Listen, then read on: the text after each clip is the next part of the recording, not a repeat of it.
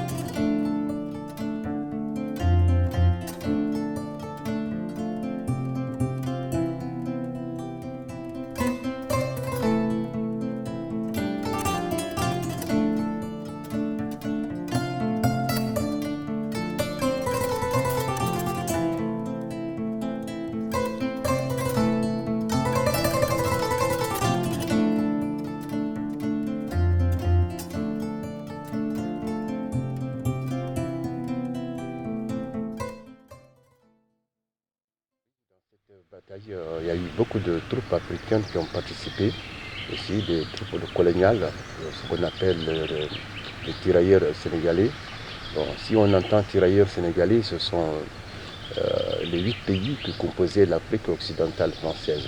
Il y avait le Sénégal, Il y avait la Mauritanie, il y avait la Guinée, il y avait le Niger, il y avait le Mali. Ce sont les 8 pays qui sont venus participer pendant cette guerre. Ok, donc le recrutement des tirailleurs sénégalais a été effectué dans les différentes tribus africaines.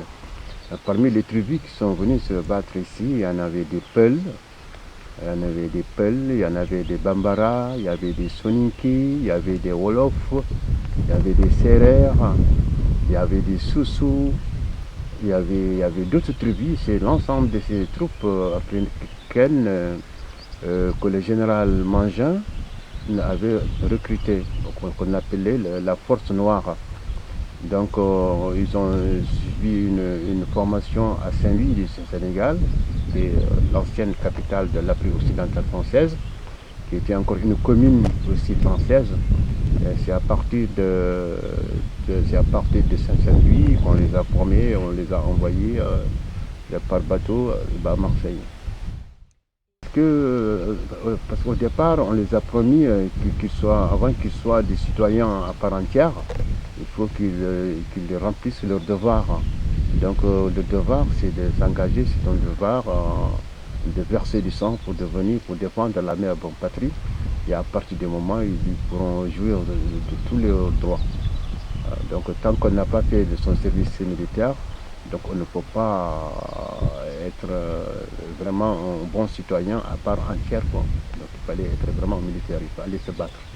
Donc les 4 communes françaises qui étaient au Sénégal, si on était là-bas, là on est vraiment, là on est un vrai citoyen. Et ceux qui ne sont pas nés dans ces communes, ils sont considérés comme des indigènes. Voilà, ils sont considérés comme des indigènes. Même d'ailleurs, ils n'ont pas les mêmes droits que les autres. Donc certains sont des anciens esclaves aussi, parce que l'armée française a quand même racheté certains qui étaient des esclaves pour les enrôler dans l'armée française. Donc pour obtenir la liberté, quoi. Et en même temps avoir une deuxième liberté de venir en France et de devenir français. Voilà, effectivement, c'est lui qui était même le recruteur, il était même député. Bon, c'est lui qui a permis même le recrutement, parce qu'il a sensibilisé les chefs du village, les cantons, les chefs de canton, avec un effectif bien déterminé. Chaque canton est obligé, le chef du village est obligé de fournir un effectif. Même si les gens ne veulent pas, donc lui, il est tenu vraiment à faire son chiffre, quoi. Voilà, c'est ça, on appelle ça le chiffre. Oui. Voilà. Donc si des fois même, ils sont obligés même de donner de l'argent pour motiver. Hein. Là, c'est ça, quoi. C'est Blaise Diagne, il s'appelle Blaise Diagne. Il était député au temps de l'Afrique occidentale française. C'est le premier député africain. C'est un peu mitigé, il y en a certains qui disent ouais, il a joué, il a pu porter la mémoire sénégalaise, africaine, quand même sur le plan international. Parce que tant qu'il n'y a pas eu ce conflit, il n'y a personne qui va connaître le continent, même les soldats africains. Donc les soldats africains ont joué, ont acquis un prestige à cause de ça. Bon, il y en a certains aussi qui le reprochent, qui lui disent voilà, c'est lui qui a vendu des enfants d'Afrique à une guerre qui n'était pas les leurs. Oui, la France, la mère patrie, elle est en danger. Donc c'est votre mère patrie, donc il faut la défendre. Donc certains ils ont dit nous on va mourir pour elle. Donc ils sont venus dans l'idée de se battre jusqu'à la dernière des minutes, sans recul.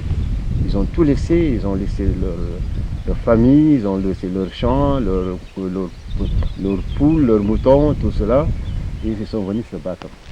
Voilà.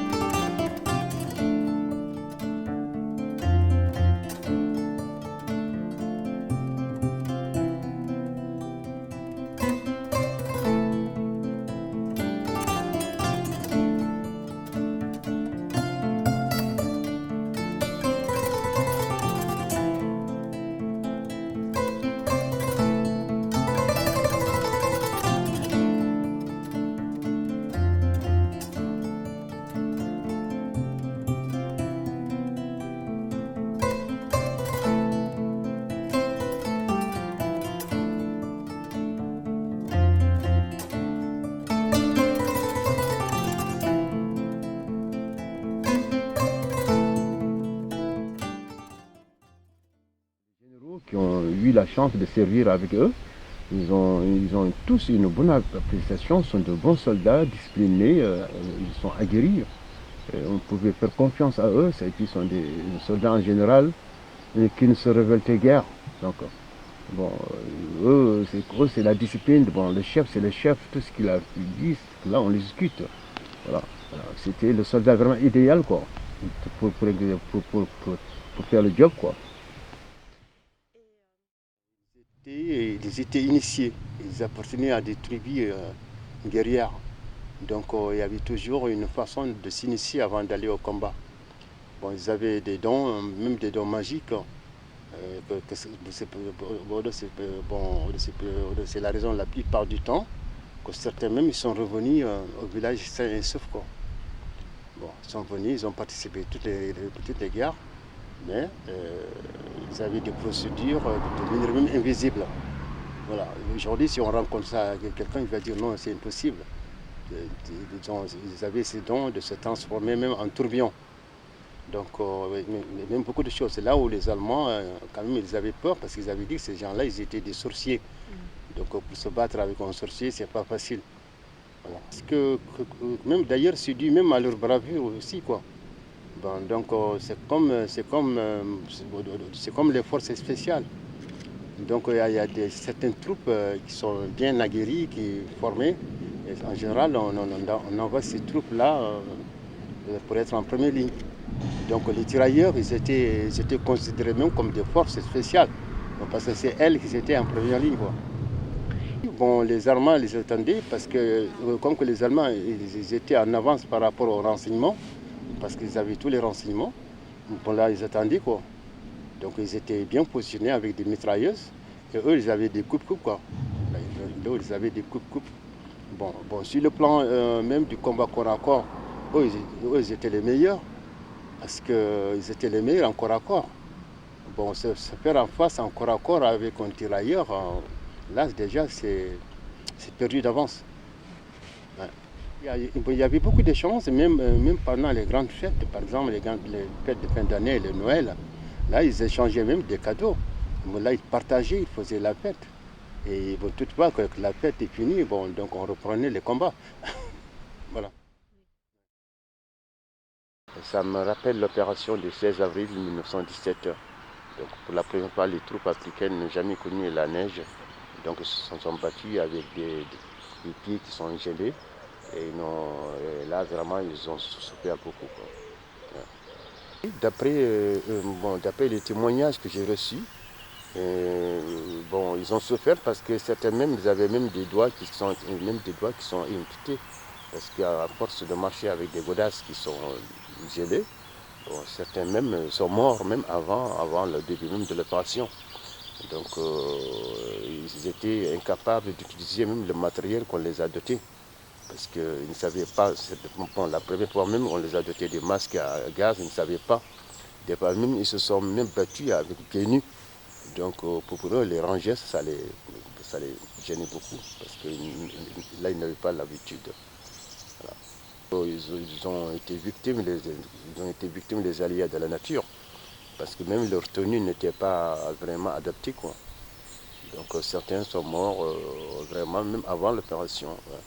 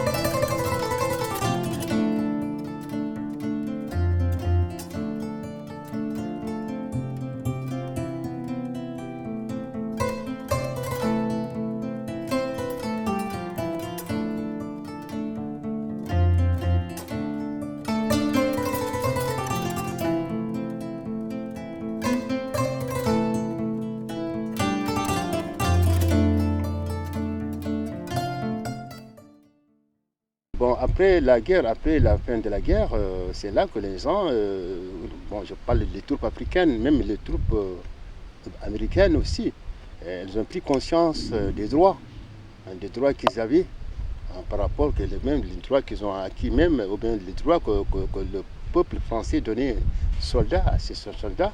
Ils ont dit, ah bien, nous on est bien traités en France. Quand même, la France est un pays de liberté. Hein. Nous on a les droits, dans notre pays on n'a pas les droits. Hein. Ils étaient considérés comme des citoyens de zones, comme des citoyens inférieurs, quoi. C'est là qu'ils ont appris vraiment que la France est un pays vraiment de liberté. Voilà. Et lorsqu'ils sont repartis chez eux, et là, ils ont voulu appliquer ce qu'ils ont vu ici. Et là, des fois, ce n'était pas facile aussi. Et c'est-à-dire, ces gens-là, ils nous ont amené des idées de liberté. Nous, on ne veut pas qu'ils soient libres. Hein. C'est là où les mouvements des droits civiques américains, les Malcolm X, les Martin Luther King, et d'autres aussi, ils ont pris les Rosa Parks, la création des mouvements de l'émancipation des Nord-Américains. Voilà, tout cela, c'est en France qu'ils ont appris ça. C'est comme les écrivains, comme Malcolm X, comme James Baldwin, Richard Wright, et d'autres aussi. Donc ils sont venus en France pour apprendre, ils ont vécu beaucoup de choses. Donc lorsqu'ils sont repartis chez eux, dans leur pays, là ils ont commencé à appliquer. Je suis très optimiste parce que je suis passionné. Je suis passionné parce que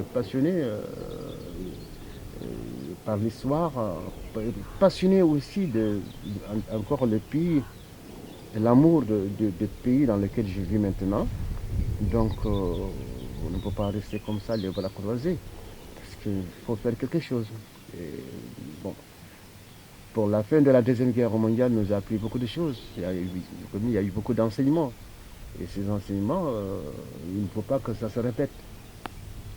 Il ne faut pas que ça se répète. Et je pense aujourd'hui, quand même, on se pose la question, est-ce que certains même, ils ont fait des études.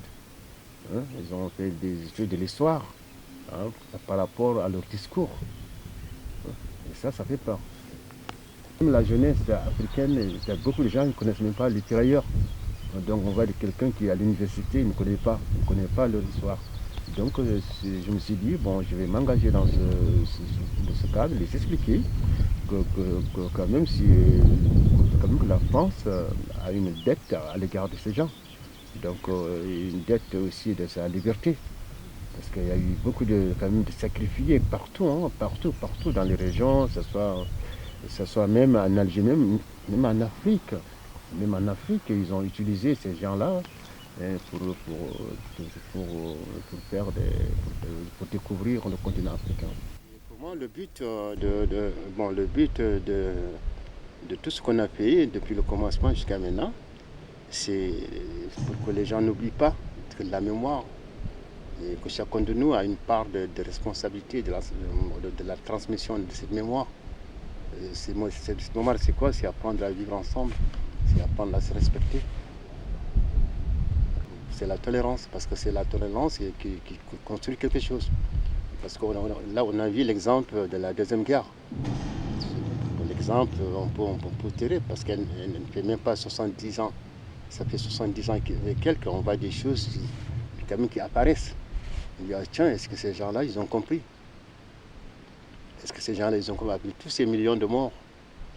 Des femmes, des enfants, des innocents, hein, qui sont exterminés. Hein? Donc, quand même, ça fait peur. Voilà, la démarche est là, d'une façon générale. Bon, c'est apprendre à se respecter, à être tolérant. Se dire que la diversité, ce n'est pas un handicap, mais c'est une richesse. Voilà. Chaque fois que j'effectue une marche, je rajeunis, je suis bien. Je suis bien dans ma tête, je suis bien dans ma peau, je suis bien dans mes godasses. Pour moi, c'est une thérapie et j'invite tout le monde, quand même à faire la même chose. Parce que marcher, c'est transmettre, marcher, c'est avancer. Voilà, marcher, c'est réfléchir, marcher, c'est méditer. Voilà, marcher, c'est écouter aussi. Marcher aussi, c'est procéder, c'est contester. Alors, si on n'est pas d'accord de quelque chose, on marche. et puis on conteste. On peut contester sans casser les voitures. Hein? On peut contester sans faire du mal.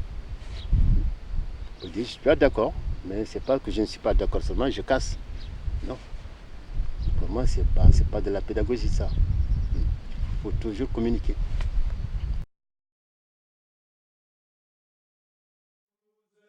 Au fond de l'Afrique, gardiens jaloux de nos couleurs, quand sous un soleil magnifique retentissait ce cri vainqueur, en avant, en avant, en avant. C'est nous les Africains qui arrivons de loin, venant de nos pays pour sauver la patrie. Nous avons tout quitté par engourdi foyer, et nous gardons au cœur une invincible ardeur, car nous voulons porter haut et fier le beau drapeau de notre France entière. Et si quelqu'un voulait nous séparer, nous saurions tous mourir jusqu'au dernier. Battez tambour à nos amours, pour le pays, pour la patrie, mourir au loin, c'est nous les Africains. Pour le salut de notre empire, nous combattons tous les vautours. La faim, la mort nous font sourire, quand nous luttons pour nos amours. En avant, en avant, en avant. C'est nous les Africains qui arrivons de loin, venant de nos pays pour sauver la patrie. Nous avons tout quitté par engourdi foyer, et nous gardons au cœur une invincible ardeur, car nous voulons porter haut et fier le beau drapeau de notre France entière. Et si quelqu'un voulait nous séparer, nous saurions tous mourir jusqu'au dernier. Battez tambour à nos amours, pour le pays, pour la patrie, mourir au loin, c'est nous les Africains. De tous les horizons de France, groupés sur le sol africain,